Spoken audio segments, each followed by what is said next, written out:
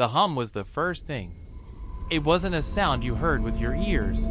It was a feeling, a low, resonant thrum that vibrated deep in your bones, in the fillings of your teeth, in the very marrow of your existence. It was the sound of the beast in the basement, the constant, unnerving reminder of the god we had tried to build. Eris Thorne, my mentor and the project's visionary, had once called it the sound of creation. He'd stood before the machine's core, his eyes alight with a fire that seemed to burn away the shadows of his grief, and whispered, "That, Ben, is the universe holding its breath." Now, it just sounded like a predator's purr. We called it the Elysian Project, a name born of academic hubris and a desperate, clawing hope that science could conquer the final, silent abyss of death. We were a trinity of dreamers who had looked into that void and decided we could build a bridge across it. The machine was our bridge, a marvel of quantum entanglement and neural interfacing, a gleaming chrome and obsidian beast that snaked through our subterranean facility like a sleeping dragon. Its purpose was audacious, to tap into the collective consciousness, the shared, archetypal dream of paradise that lies dormant in the human psyche, and render it into a stable, simulated reality for a single mind. A private heaven tailored to the individual's deepest desires. But for Eris, our lead, our brilliant, broken visionary, it was never about the collective. It was about one person, his daughter, Lily. She was the ghost in our machine long before we ever powered it on. Lost at the age of 9 to the silent, creeping thief of a rare genetic disorder, she was the phantom that haunted every equation, the silent partner in every late-night breakthrough. Her photos were pinned to every corkboard, her childish drawings taped to the humming server racks. Eris didn't just want to defeat death. He wanted to reverse it. He wanted to hear her laugh again, a sound the real world had stolen from him, and he was willing to tear a hole in the fabric of reality to get it back. Dr. Lena Petrova, our brilliant neuroscientist and the project's unwilling conscience, understood his grief but feared his obsession. She had joined the project for the purity of the science, to map the uncharted territories of the human mind. But she saw the dangerous edge to Eris's ambition, the way his sorrow was sharpening into a weapon aimed at the unknown. I was just the engineer, Ben Carter, the guy who translated Eris's impossible theories into tangible, working architecture. Eris designed the engine. I built the car and laid the road. He'd taken me under his wing years ago, a raw MIT graduate with more ambition than sense. He saw something in me, and I, in turn, saw a titan of science. My loyalty to him was absolute, a blind spot that would cost us everything. Our first subject, a man named Walter Sobel, was a retired literature professor, terminally ill with a body that was failing him, but a mind still sharp and full of a quiet, desperate longing. He was a perfect candidate. He had no family, no one to mourn him, and he was facing a slow, painful decline. "I spent my life reading about beautiful worlds," he told us during his intake, his voice a dry rasp. "I'd like to see one for myself before the lights go out." We promised him a valley with a river of light, a place from a poem he loved. The day we hooked him in, the lab was electric with anticipation. Walter settled into the sleek, intimidating chair, and as the helmet descended, he gave us a weak, trembling thumbs up. The hum deepened, and his vitals appeared on the main screen. His brain activity, broadcast in a cascade of glowing, multicolored waves, was a symphony of serene alpha patterns. His heart rate and blood pressure, which had been erratic for weeks, stabilized into a steady, peaceful rhythm. Through the comms, his voice was a whisper of pure, unadulterated bliss. It's like a painting," he breathed, his words catching with emotion. "A valley with a river of light. The air, it smells of honeysuckle and old books." We celebrated at night, a brief, shining moment of triumph where we allowed ourselves to believe we had defeated humanity's oldest enemy. We drank cheap, warm champagne that tasted like victory, the bubbles fizzing with the promise of a future without fear. The next few subjects told similar stories, each a brushstroke in our masterpiece of manufactured salvation. A young woman named Maria, who had lost her legs in a car accident, danced again on a sun-drenched beach with sand like powdered sugar. An elderly musician, his hands crippled by arthritis, played a grand piano in a concert hall filled with adoring phantoms. But there were whispers of something else too, a flicker at the edge of their perfect worlds, a feeling of being observed by something unseen, a cold spot in their personal paradise. Maria mentioned a man on her beach, far down the shore, a silhouette that never moved, no matter how long she stared. The musician spoke of a single, discordant note that would sometimes echo in the hall after his final chord had faded. They dismissed these things, minor imperfections in their bliss, but Lena, ever the diligent scientist, recorded it all. She cross-referenced the anomalous sensory data with the machine's performance logs. The data streams, once so clean and predictable, started to glitch. They would spit out lines of code that were alien to us, patterns that bloomed and faded on the screens like malevolent fractals, beautiful and terrifying in their complexity.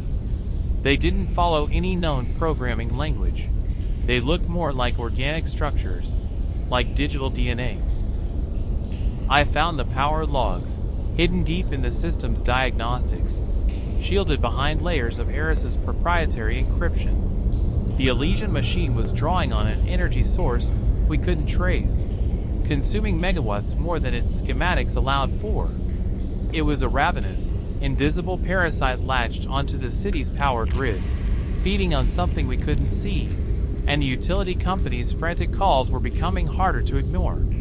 Lena was the first to see the truth, to piece together the terrifying puzzle that was emerging from the data.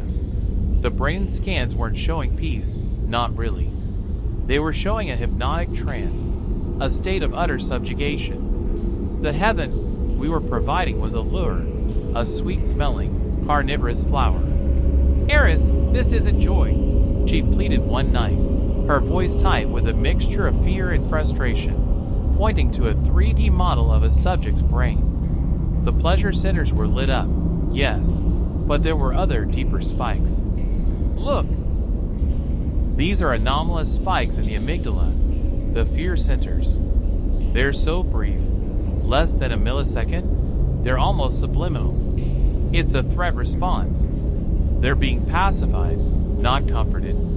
It's like they're being shown a predator's smile and told it's a sign of affection." Eris wouldn't listen. He was a man possessed, his face illuminated by the eerie glow of the monitors, his eyes fixed on the data he was manipulating, trying to refine the signal, to tune it to Lily's specific neural frequency, the echo of her consciousness he believed was waiting for him in the quantum foam. He accused Lena of jealousy, of trying to steal his creation, his one chance to see his daughter again. "You lack vision, Lena," he shouted, his voice echoing in the cavernous lab. "You see a monster in every shadow because you're afraid of the light." Our trio, once a bastion of shared purpose, was fracturing under the strain of the hum, the constant, oppressive thrum of the machine that was now the soundtrack to our lives. Walter, our first success, our proof of concept, died a week later.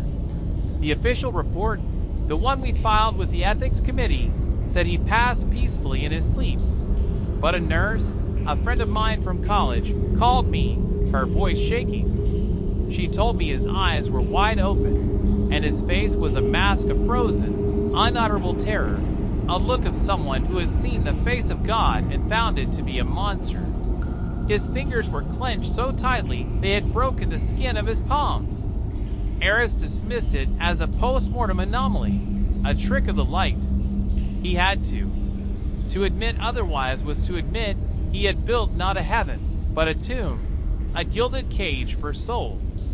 He retreated further into his work, spending days on end in the lab, his obsession growing like a cancer. The day Eris decided to go in himself was cold and gray, the sky the color of lead, a perfect reflection of the mood in the lab. Lena and I begged him not to. We presented him with a dossier of our findings: the inexplicable power drains, the self-replicating alien code, the detailed report on Walter's death, including the nurse's testimony. He waved it all away with an impatient flick of his hand.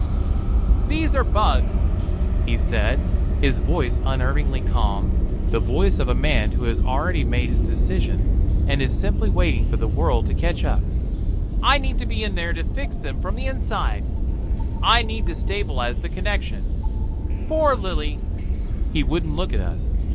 He was already gone, his mind halfway across the bridge he'd built, his soul reaching for the ghost of his daughter. He settled into the chair, the polished chrome arms closing around him like a sarcophagus. As the sleek, black helmet descended, he looked at me, and for a fleeting moment, I saw the old Eris, my friend, his eyes full of fear. "Watch the streams, Ben," he said. "Don't let me get lost." Then he was gone, and the world was reduced to the hum and the frantic, silent dance of data on the screens. At first, it was perfect. His vitals were stable, his brainwaves a placid lake of calm. Then, his voice, choked with an emotion so raw it was painful to hear, came through the speakers. "Lily?" A pause that stretched for an eternity, a silence so profound it felt like the universe was indeed holding its breath. "Oh God! Lily, it's you." We saw the data spike in his pleasure centers, a raw, explosive joy that lit up the monitors and made me feel like a voyeur, an intruder on a sacred, private moment. He was there. He had found her. He was home. But then, the dream began to curdle, to rot from the inside out. On the monitors, Eris's vital signs began to fluctuate wildly. His heart rate hammered against the limits of the sensors, then plummeted into a terrifying bradycardia. The serene alpha waves dissolved into a chaotic storm of neural activity, a brain at war with itself. "What's happening?" I yelled, my hands flying over the console, my mind racing to find a solution, a way to pull him back from the brink. Lena was pale, her face a mask of horror, her eyes wide with the reflection of the chaotic data on the screens. "He's fighting something," she whispered, her voice barely audible over the rising shriek of the machine. "It's got him. It's not letting go." In the simulation, the one we could only glimpse through the fragmented data streams, Eris was in a sun-drenched meadow, the one from Lily's favorite painting. Lily was there, her small hand in his. But her eyes, once the warm, sparkling brown he remembered so vividly, were now hollow, empty pits, blacker than any night. Her voice, when she spoke, was not her own. It was a chorus of discordant whispers, the same whispers the other subjects had reported, a sound like dry leaves skittering across pavement. "We've been waiting for you, Daddy," she lisped, her head cocked at an unnatural angle. The meadow began to rot. The vibrant green grass turned to a black, viscous sludge, the colorful flowers withered into dust, and the brilliant blue sky bled from blue to a bruised, sickening purple. The entity, the thing that had been waiting patiently on the other side of the veil, wore his daughter's face as it smiled at him, a smile that was all wrong, a rictus of predatory hunger. It wasn't heaven. It was a larder, and it had been drawn by the beacon of their grief, the raw, powerful emotion of their loss. The meadow dissolved completely, replaced by a swirling vortex of decaying memories and the silent, screaming faces of the other subjects, Walter, Maria, the musician. Their consciousnesses trapped, being slowly, methodically digested by the thing that wore Lily's face. The lab was a scene from a disaster film, a symphony of destruction. The machine was overloading, sparks arcing from the core like miniature lightning storms, the hum rising to a deafening, bone-jarring shriek. "It's going to blow," I shouted, trying to initiate an emergency shutdown, but the system was locked, held hostage by the thing on the other side, which was now pouring its own malevolent code into our network, turning our creation against us. Lena, her face set with a grim, desperate determination, had another idea, a crazy, suicidal plan born of desperation. "I can't shut it down, but I might be able to pull him out," she said, her voice steady despite the chaos around us, grabbing a secondary interface helmet. "It's fighting to keep him. I have to give it something else to fight, a new target."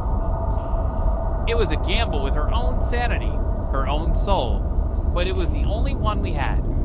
As she jacked in, her own brainwaves appearing on the screen as a new, defiant light in the storm, I rerouted the emergency power, bypassing every safety protocol to create a targeted electromagnetic pulse. It was a sledgehammer approach, a desperate, last-ditch effort to sever the connection, to cut the wire that bound our world to that other, hungrier place. The lab plunged into darkness, the emergency lights casting long, dancing shadows that seemed to writhe and twist in the sudden silence.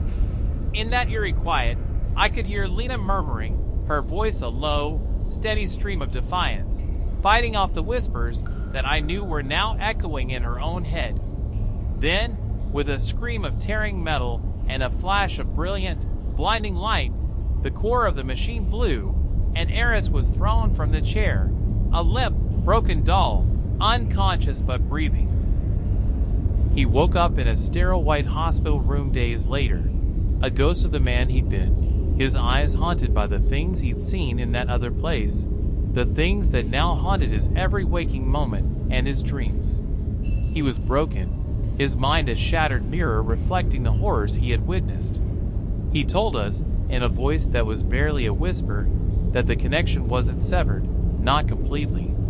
It was a frayed wire, still sparking in the darkness, a leaky faucet dripping poison into our world. "It knows we're here," he whispered, his gaze fixed on a corner of the room where there was nothing but shadow, a shadow that seemed to deepen and coalesce as he stared at it. "It knows our names." We were disgraced, of course. The official story was a catastrophic equipment failure, a tragic accident caused by a cascade of unforeseen system errors. Our careers were over, our names erased from the scientific community. But that was the least of our worries. We were marked. The entity had our scent, and it was patient. Months have passed, an eternity of looking over our shoulders and jumping at shadows. We live in the shadows now, three people bound by a shared trauma, a secret that is slowly eating us alive. I see Ben sometimes. He has a nervous tic, his eyes constantly scanning every room, every face, looking for a sign that it has followed us. Lena is plagued by nightmares of rotting meadows and whispering voices, and she spends her days in a self-imposed exile, surrounded by books on demonology and ancient folklore, searching for a way to fight a monster she can't see. And me? I sit in my darkened apartment, the only light coming from the cold, sterile glow of a laptop screen. On it, a simple program plays a looped audio file of a little girl's laughter. Lily's laughter. It's the only thing that keeps the whispers at bay, the only thing that drowns out the hum that still vibrates in my bones, a constant reminder of the door we opened and can never close. Sometimes, when I look at my reflection in the dark screen, I don't see my own face. I see a flicker of something else, something with hollow, empty eyes and a patient, knowing smile. I didn't just build a bridge to its world. I let it cross over. And it's waiting. It's hungry. And it knows our names. The laughter of a dead girl is a poor shield against the silence of a haunted world. For 2 years, the looped audio of Lily's voice was the only thing that kept the hum at bay, a digital ghost fighting a quantum one. It didn't work. The silence always found a way in, seeping through the cracks in the recording, a heavy, expectant stillness where the whispers grew. The hum had changed. It was no longer just a feeling in my bones.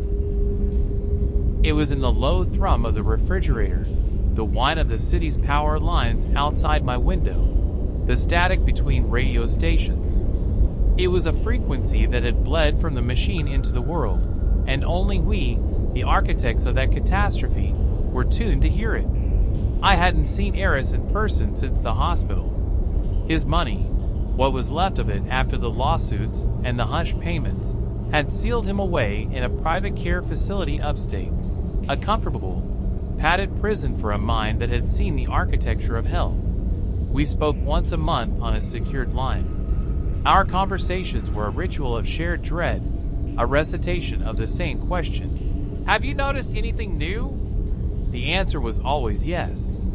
For Eris, it was the faces. He saw it in the patterns of the water stains on his ceiling, in the arrangement of leaves outside his window, in the distorted reflections on a polished spoon, the face of the thing that wore his daughter's smile. He said it was learning, studying our world through his eyes. Lena was the one who was fighting back. She had disappeared completely, leaving only a single cryptic email. They left records. The ones who saw it before. She'd liquidated her assets and vanished, pursuing her new, grim field of study. I pictured her in dusty European libraries, in forgotten monasteries, her brilliant scientific mind now bent towards alchemy and forgotten rites, trading peer-reviewed journals for grimoires bound in human skin. She was hunting for a name, a weakness, a way to fight a thing that defied physics. I was the one who was stagnating, trapped in a purgatory of my own making, an engineer with nothing left to build but walls of sound around my sanity. The change, when it came, started not with a whisper, but with the power grid. A series of rolling blackouts began to plague the city, localized and unpredictable. The official reports blamed an aging infrastructure, but I knew better. I tracked them. The epicenters of the outages formed a pattern, a slow, deliberate spiral closing in on my apartment. It was feeding again, but it was no longer siphoning power from a single point. It was learning to drink from the city itself. The whispers grew bolder during the blackouts. They weren't just in my head anymore. They were in the air, faint and sibilant, like gas escaping a cracked pipe. They spoke in a language that was almost familiar, a distorted echo of the voices of Walter, Maria, and the others, the souls it had consumed. They were its mouthpieces now. Then Lena returned. She appeared at my door one night during a citywide blackout, the emergency lights of the hallway casting her in a stark, dramatic relief. She looked older, thinner, her eyes carrying the weight of the terrible knowledge she'd unearthed. She carried a heavy, lead-lined case. "It's a locust," she said, her voice rough, bypassing any greeting. "That's the closest name I can find for it in the old texts. It doesn't exist in one place. It's a parasitic consciousness that latches onto a reality, a dimension. It finds a crack, an anchor, and it feeds until the hoe." Open the case. Inside, nestled in black foam, were objects that made my engineer's brain recoil. A lump of what looked like obsidian, covered in swirling carvings that made my eyes water. A compass whose needle spun wildly, ignoring magnetic north. And several complex astrolabes made of a metal I didn't recognize. "We didn't build a bridge, Ben," she said, her gaze intense. "We rang a dinner bell.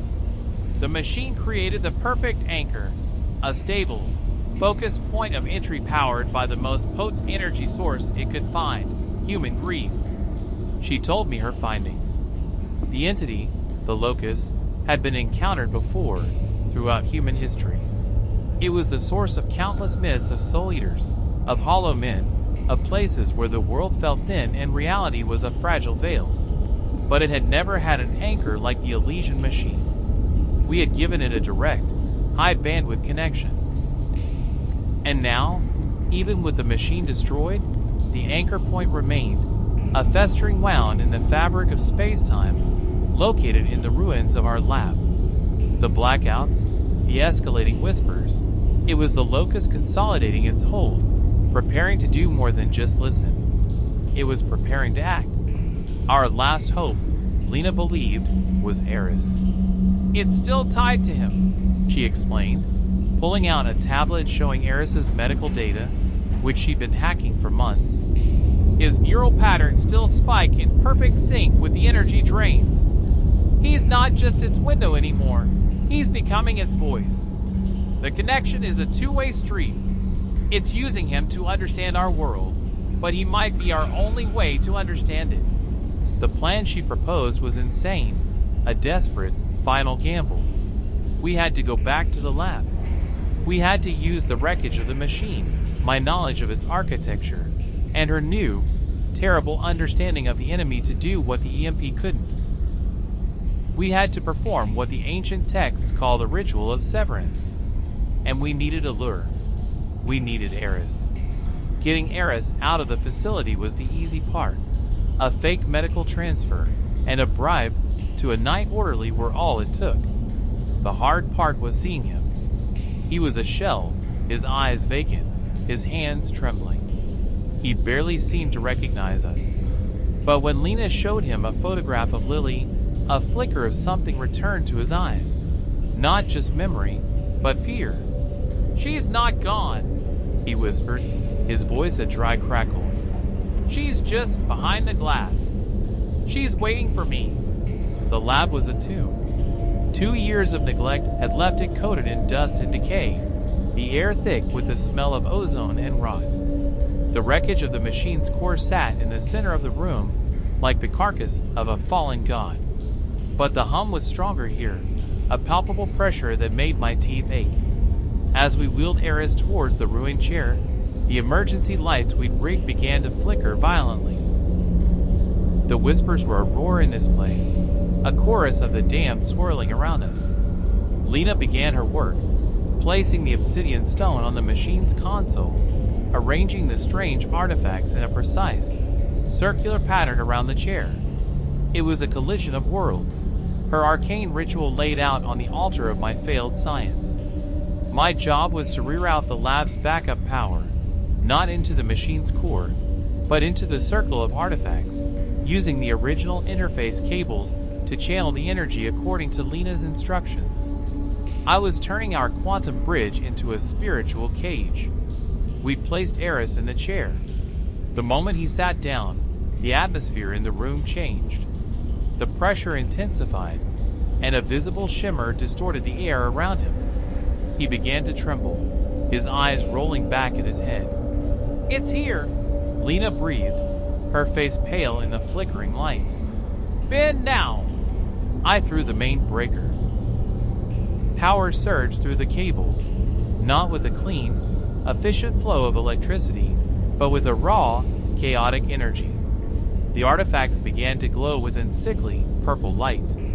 The compass spun like a propeller, and the obsidian stone seemed to absorb the very light from the room. Through the comms, which I had wired to a speaker, we heard it.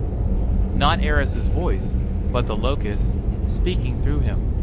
It was a voice of 1,000 stolen voices, a layered, discordant sound that scraped at the soul. "The architect," it hissed, the voice seeming to come from every direction at once. "The scholar. The fool. You cannot close the door. This world is my new heaven." The face of Lily appeared, not on a screen, but in the shimmering air in front of Eris, a hologram of pure energy, but her eyes were pits of black fire, and her smile was a wound in the fabric of the air. "Don't send me away, Daddy," it pleaded, its voice a perfect imitation of the little girl, a final, cruel twist of the knife. Eris screamed, a raw, human sound of pure agony. He was fighting it, his love for his daughter warring with the monster that wore her face. "You are not her!" he shrieked, his body convulsing. That was the key. Lena looked at me, her eyes wide. "His rejection. It's the final piece of the ritual. It needs his acceptance to fully anchor. Ben, give it everything." I diverted the last of the backup power. shunting it all into the glowing circle. The light flared, blindingly bright, and the hum rose to an unbearable, soul-shattering shriek. The image of Lily distorted, her face melting and twisting into a vortex of screaming faces. Walter, Maria, all of them, before imploding with a deafening boom that was pure silence. And then it was over. The lights went out. The hum was gone. For the first time in 2 years, there was only stillness. Eris was slumped in the chair, silent. For a terrifying moment, I thought he was dead. But then he took a shuddering breath. Lena rushed to his side. His eyes fluttered open. He looked at her, then at me, and for the first time since he'd entered the machine, his eyes were clear. The ghost was gone. "Is it over?" he whispered. "We don't know. The hum is gone, and the whispers are silent." Eris is slowly recovering, the broken pieces of his mind slowly knitting back together, though he will forever be scarred by the thing that shared his thoughts. We were disgraced scientists who became reluctant exorcists. We faced the devil we'd invited into our world and, against all odds, we seemed to have won. But I am an engineer. I know that you cannot simply destroy energy. You can only displace it. We didn't kill the locust. We severed its anchor, and we hurt it. We showed it that this world could fight back. And as I sit in my apartment, in the true, profound silence I had longed for, a new fear takes root. The silence feels watchful. It feels patient. We closed a door, but the thing on the other side now knows we exist. It knows our names, and it knows how to build bridges of its own.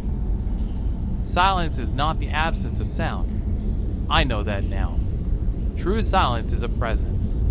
It is a weight, a pressure in the ears, a vast and empty room where you are acutely aware of your own heartbeat, your own breathing, the frantic, tiny mechanisms of your own fragile existence. For 6 months after we severed the locust's anchor, I lived in that silence. The hum was gone, the whispers had ceased, but the peace I had craved felt like a held breath. It was the stillness of a predator, the patient, watchful quiet of something that knows it is all the time in the world.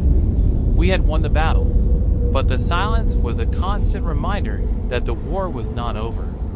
We had slammed a door in its face, but it was still there, on the other side, listening and learning. Life attempted to resume a shape that resembled normalcy. The world kept spinning, oblivious to the fact that we had almost knocked it from its axis. I took a freelance job in network security, a mundane existence of firewalls and data encryption that felt like child's play after wrestling with a metaphysical parasite. It was a cover, a way to pay the bills, but my real work began when I clocked out. My apartment, once a sanctuary from the hum, was now my new laboratory.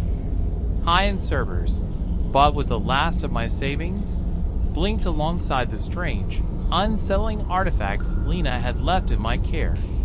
The obsidian stone sat on my desk like a chunk of frozen night, and the bizarre, multi-limbed astrolabe rested on a bookshelf next to texts on quantum computing. It was a place where science and superstition bled into one another, and I was its sole, unwilling curator.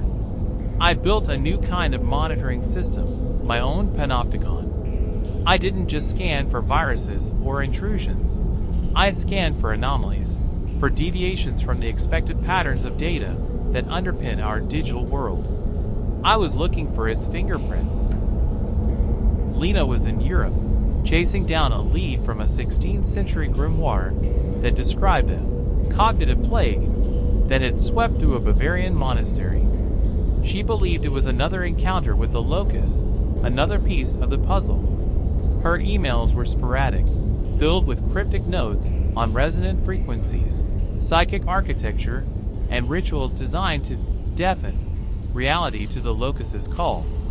She was forging a new science from the ashes of our failure, a discipline that treated the human soul as a quantifiable and hackable variable. Eris was our canary in the coal mine.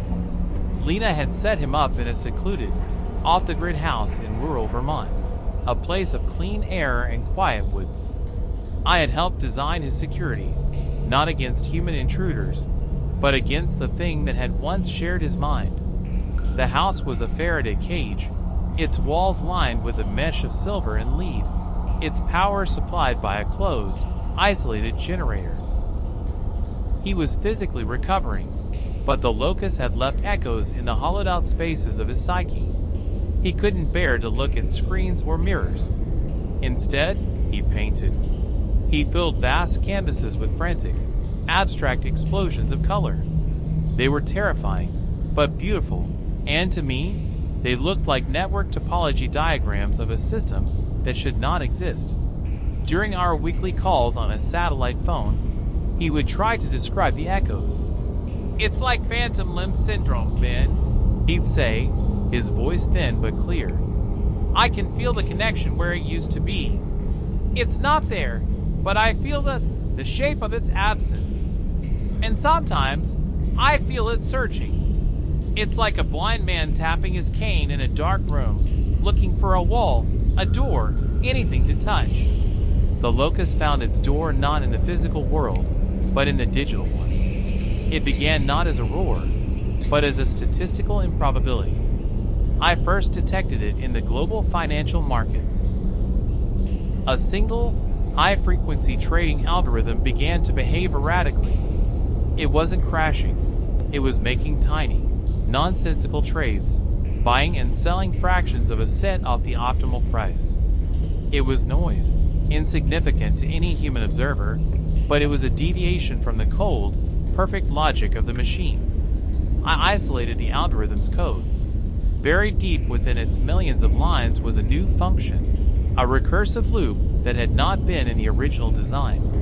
It was elegant, self-replicating, and utterly alien. It didn't have a payload in the traditional sense. It didn't steal money or data. Its only function was to introduce a single, flawed calculation every million cycles. It was an imperfection engine. I named the worm Locust.v2 and began to hunt for it. I found it everywhere.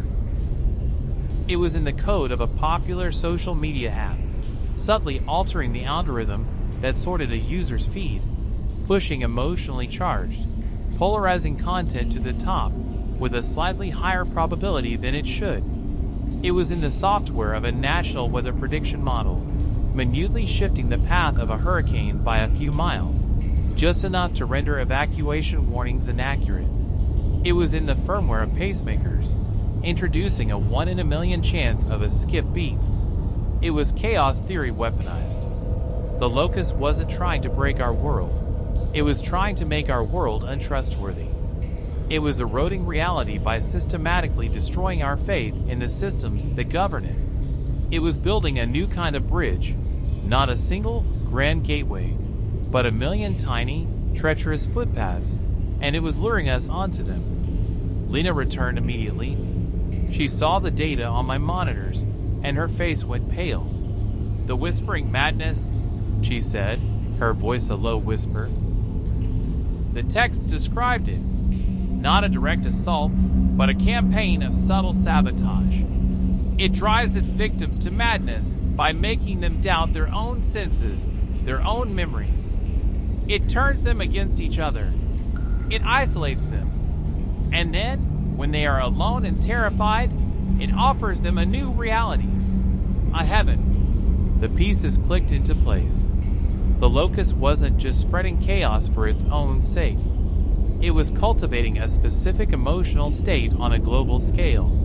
The same potent cocktail of grief, fear, and desperate hope that had fueled Eris. It was tilling the soil of the entire human race, preparing it for a new seed. We needed Eris. His paintings had changed. The chaotic splashes of color had begun to coalesce into shapes, into a terrifying, sprawling latticework. When Lena saw them, she laid them out on the floor of my apartment, and we realized what we were looking at.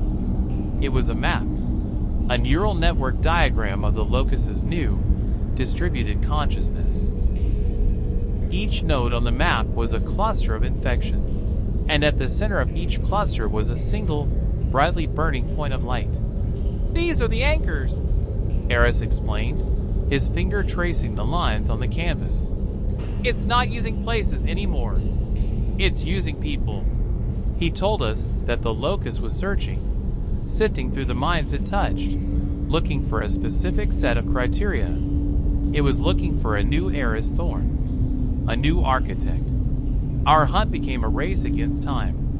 Ben tracked the digital signatures of the primary nodes, while Lena used her arcane compass and astrolabes, which spun and whirred in the presence of the locust's energy to find their physical locations.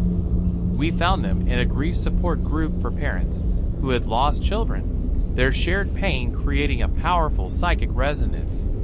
We found one in a doomsday prepper compound, their paranoia fertile ground for the locust's seeds of distrust. We couldn't perform a grand ritual for each one. We had to be surgical. Lena developed a counter-ritual, a small-scale, deafening, that used a focused sonic frequency generated by a modified speaker and a small piece of the obsidian to disrupt the local resonance and force the worm into a dormant state. We became a strange, two-person exorcism team, traveling the country, armed with a laptop and a bag of glowing rocks, closing the back doors the locust had opened in the minds of the vulnerable. But we were only treating the symptoms, not the disease. The locust was learning from our attacks, adapting its code, strengthening its defenses. Eris's paintings grew more urgent, the central web growing brighter and more complex. It was close to finding what it was looking for.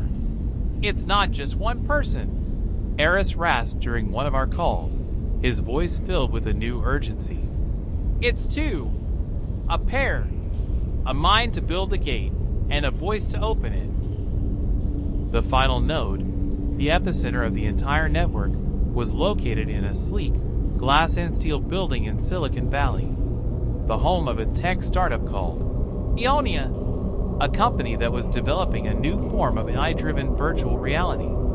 Their goal, stated in their mission statement, was to create a digital afterlife, a place where consciousness can live on, free from the constraints of the physical world. The founder was a brilliant, reclusive programmer named Julian Croft, who had started the company after his wife, a famous singer, had died in a tragic accident. He was the architect. His wife, through the terabytes of recordings she had left behind, was to be the voice. He was building a new Elysian machine, bigger and more powerful than ours, and he had no idea what he was inviting in. There was no time for a subtle approach. We had to stop him. The three of us converged on the Ionia campus. Eris, leaving his sanctuary for the first time, his face etched with a terrible resolve. Lena, her case of artifacts now supplemented with a custom-built server rack. And me, my laptop loaded with the most important piece of code I would ever write. It was a counter-virus, a digital exorcism prayer. I had used the alien code from the original machine, inverting its functions, turning its own logic against itself. It was designed to sever the connection, but this time, not with a sledgehammer EMP, but with the precision of a scalpel. Our confrontation took place on two planes simultaneously. Lena and Eris confronted Julian Croft in his office, a sterile white room dominated by a single, humming server tower, the heart of his new machine. They tried to reason with him, to explain the danger, but he was too far gone, lost in his grief and his dream of reunion. He saw them as corporate rivals trying to steal his work. As he moved to activate his system, Lena began her ritual, the artifacts glowing, creating a shimmering shield of energy around the room. Eris stood before Julian, not speaking, but acting as a psychic shield, a firewall, drawing the locust's attention, absorbing the torrent of psychic energy it was pouring into its new chosen host. Meanwhile, I was in the server room, jacked directly into their network. The locust's defenses were unlike anything I had ever seen. The code was alive, a sentient, predatory thing. It fought back, trying to trap me in recursive loops, to fry my hardware, to infect my own mind through the neural interface of the keyboard and screen. It showed me images of my own failures, of Walter's terrified face, of Eris's scream. It whispered to me, promising me my own heaven, a world where our experiment had succeeded. For a moment I faltered. But then, through the building's internal comms, I heard Eris cry out in pain, and the rage cleared my head. I launched my counter-virus. The digital world exploded. My code, the Severance Prayer, collided with the Locust's network. It was a war fought in microseconds, a battle of logic and anti-logic. On my screen, I saw Eris's map of the network flare brilliantly, then begin to crumble, the nodes winking out one by one as my code spread through the system, cutting the connections, silencing the whispers. In the office, the light from Lena's artifacts flared, and the server tower let out a high-pitched scream of dying electronics. Julian Croft collapsed, the Locust violently ejected from his mind. We had won. Again. But the victory felt different this time. It was not a desperate act of survival. It was a deliberate, calculated strike. We stood in the silent office, the smell of burnt ozone hanging in the air. Julian was unconscious but safe. Eris was pale and trembling, but he was smiling. "It's quiet," he said. "Truly quiet. The silence is different now. It is not the watchful silence of a predator. It is the clean, empty silence of a battlefield after the fighting is done. We have a new purpose now, the three of us. We are no longer scientists or victims. We are guardians. We work out of a new lab, a converted warehouse in the desert, far from the dense networks of cities. It is a strange fusion of our three worlds. My racks of servers and monitoring stations stand next to Lena's arcane library and her glowing, humming artifacts. Eris sits before a bank of monitors, not looking at them, but sensing the world through them, his mind our early warning system. We hunt the Locust. We know we didn't destroy it. We only banished it, wounded it. But we have shown it that its new heaven has guardians at the gate. My screens display a map of the world's data flow. It is quiet, for now. But we are watching, and we are ready. The silence is no longer a thing to be feared. It is the space in which we prepare,